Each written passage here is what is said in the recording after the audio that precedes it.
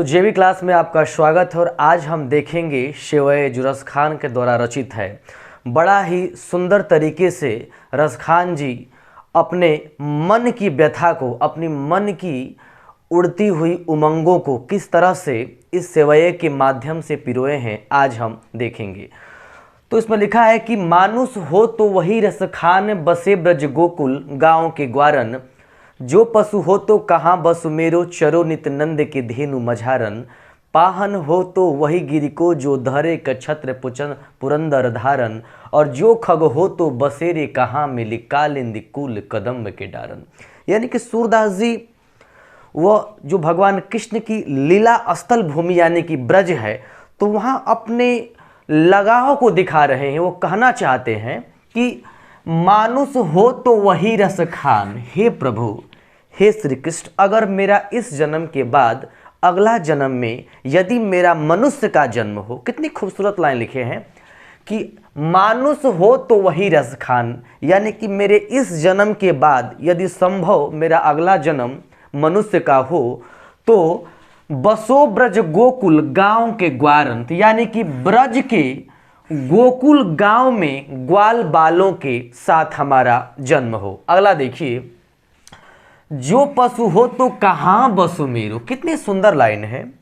ये मेरी बस की बात नहीं है कि अगला जन्म में मैं मनुष्य ही बनूं, हो सकता है कि पशु का भी बन सकता हूं, ये मेरी बस की बात नहीं है। तो जो पशु हो तो कहाँ बसु मेरो, चरो नित नंद के धेनु मझारन। मझारन का मतलब होता है बीच में।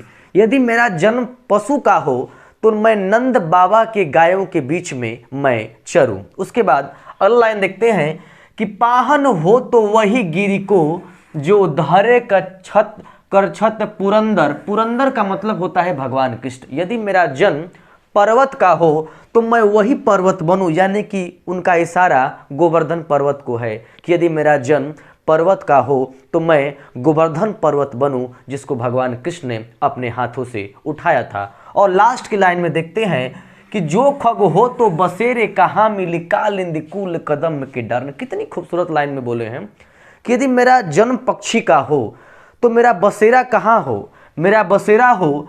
कालिंदी का मतलब होता है यमुना नदी, कुल का मतलब होता है किनारा, कदम की डारन का मतलब होता है डाल में, यानी कि खग का मतलब होता है पक्षी। यानी कि अगर मेरा जन्म नहीं है, अगर मेरा जन्म पक्षी का हो जाए तो मैं यमुना नदी के किनारे कदम के डाल पर मेरा बसेरा हो। यानी कि पूरा पढ़ने के बाद उनका इस बात की ओर इशारा है कि प्रभु, इस जन्म के बाद अगला जन्म में जो कुछ भी मैं बनूं, मैं आपके साथ सदैव रहूं। तो अब इसके साथ अगले क्रम में हम ये देखते हैं कि बड़ा ही सुंदर दृश्य का वर्णन किया है कि लिखे हैं कि आज गई हुई होती भोर हिया हो, रस खान रही वही नंद के भव नहीं। वाके जिया जुग लाख करोड़, जसोमती को सुख जात कहो नहीं। तेल लगाई के अंजन, भवहे बनाई ठिढौनी। और डारी हिमलानी हार निहारत, वारत जे चुचकार छौ नहीं। तो कहने का मतलब ये है कि थोड़ा सा इसके बैकग्राउंड को समझते ताकि इस सेवयों को समझने में थोड़ी आसानी होगी कि एक सखी है जो भोर का समय में वह नंद बाबा के घर जाती है, और जब नंद बाबा के घर जाती है तो ये देखती है कि जो जसोदा मैया है अपने लल्ला को सुबह सवेरे तेल और अंजन लगा के वात्सल्य रस में अपने आप को भाव विभोर कर रही हैं। तो वही सखी आके उस दृश्य के वृत्तांत को बता रही हैं। कैसे देखते हैं कि आज गई हुई होती भोर ही, और रस खान रही वही नंद के भवन नहीं। कि हे सखी, आज सुबह सवेरे मैं नंद बाबा के भवन यानी कि घर गई थी, और रही मतलब होता है प्रेम में डूब जाना, वही नंद के भवन। और मैं वहाँ पे श्री कृष्ण की ऐसी दशा को देखकर उनके प्रेम में हम डूब गई। उसके बाद लिखे है कि वाके जियो जुग लाख करो, जसोमती के सुख जात क्यों नहीं। यानी कि जो जसोदा मैया के पुत्र हैं यानी कि भगवान कृष्ण, वह लाखों करोड़ों वर्ष तक जिए, और जब माँ यशोदा उन्हें खिला रही थी, पिला रही थी, उन्हें तेल लगा रही थी, तो उनके सुख के बारे में कहा ही नहीं जा सकता है। और तीसरी लाइन में देखते हैं कि तेल लगाई लगाई के अंजन, अंजन का मतलब होता है काजल, और भौही बनाई बनाई ठिठौनी, ठिठौनी का मतलब ये होता है कि आज भी हमारे आंचलिक क्षेत्रों में जो माँ होती है अपने पुत्र को नज़र न लग जाए इसके लिए उनके माथे पर काली टीका देती है, उसी को ठिठौनी बोलती है, ठिठौनी बोला जाता है। तो यशोदा मैया अपने कान्हा को नज़र से बचाने के लिए, ताकि किसी का नज़र न लग जाए, तो उन्हें तेल लगाकर और अंजन लगा रही थी, और भौने बनाई बनाई ठिठौनी, यानी कि कृष्ण को कहीं नज़र न लग जाए इसलिए उनके माथे पर काला टीका भी लगाई थी। उसके बाद लास्ट के लाइन देखते हैं कि डारी हिमलानी हार निहारत वारत जो चुचकार छौ नहीं। और डारी हिमलानी का मतलब होता है गले का हार, और श्री कृष्ण के प्रेम में अपने आप को इतने भाव विभोर हो जाती हैं कि माँ यशोदा अपने गले के जो हार हैं अपने लल्ला के गले में डालकर और उन्हें बड़े प्यार से चुचकारती यानी कि खिलाती हैं। छौनई का मतलब होता है पुत्र। तो पूरा इस समरी का ये भाव हुआ कि वह सखी है जब सुबह सवेरे नंद बाबा के आंगन में पहुंचती है या घर पे जाती है तो देखती है कि कान्हा सुबह ही जगे हुए हैं और माँ यशोदा उन्हें तेल लगा के, अंजन लगा के, और यहाँ तक कि एक सामान्य बालक के भांति ठिठौनी का मतलब होता है कि उस पुत्र को नज़र न लग जाए इसलिए उनके मस्तक पे काला टीका भी लगा रही थी। और पुत्र के प्रेम में बस आतुर होकर माँ यशोदा अपने गले के हेमलानी हार डाल के और बार बार प्यार से उन्हें निहारती हैं।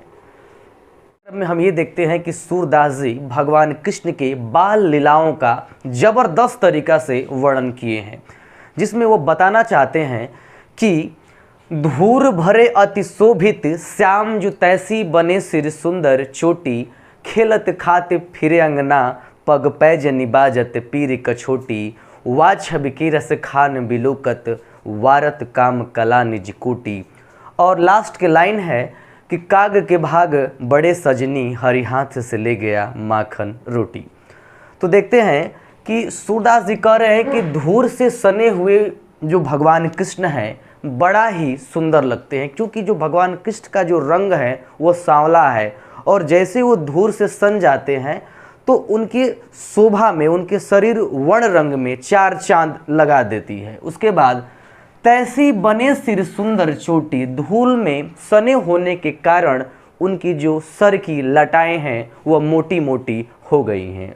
सेकेंड लाइन में देखते हैं कि खेलत खाते फिरे अंगना, पग मतलब होता है पैर, और पैर की जो पैजनी, और पीर कछोटी, कछोटी का मतलब होता है कमर में जो बधी हुई जो छोटी छोटी घंटी नुमा होती है।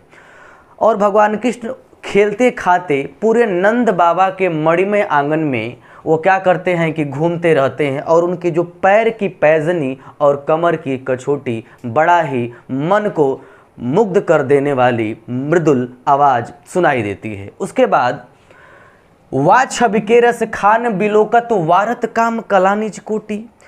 जब इस स्थिति में भगवान कृष्ण हैं तो उनकी शोभा अत्यंत ही सुंदर लगती है, जिसको देखने के बाद जो कामदेव भी करोड़ों बार, कोटि का मतलब होता है करोड़ों बार, उन पे वारित हो जाते हैं, अर्थात उनसे शर्मा जाते हैं, उनसे लज्जित हो जाते हैं। और लास्ट के लाइन में हम देखते हैं कि काग के भाग बड़े सजनी हरि हाथ से ले गया माखन रोटी। और कौवे का भाग कितना सुंदर है कि वह स्वयं भगवान कृष्ण के हाथ से माखन और रोटी लेके उड़ जाता है, यानी कि जिस रोटी को प्राप्त करने के लिए करोड़ों वर्ष तक जो तपस्वी हैं करोड़ों वर्ष तक तपस्या करते हैं फिर भी उन्हें नसीब नहीं हो पाती है, उस रोटी को जो कौवा का भाग कितना सुंदर है कि स्वयं भगवान कृष्ण के हाथ से माखन और रोटी लेके उड़ जाता है।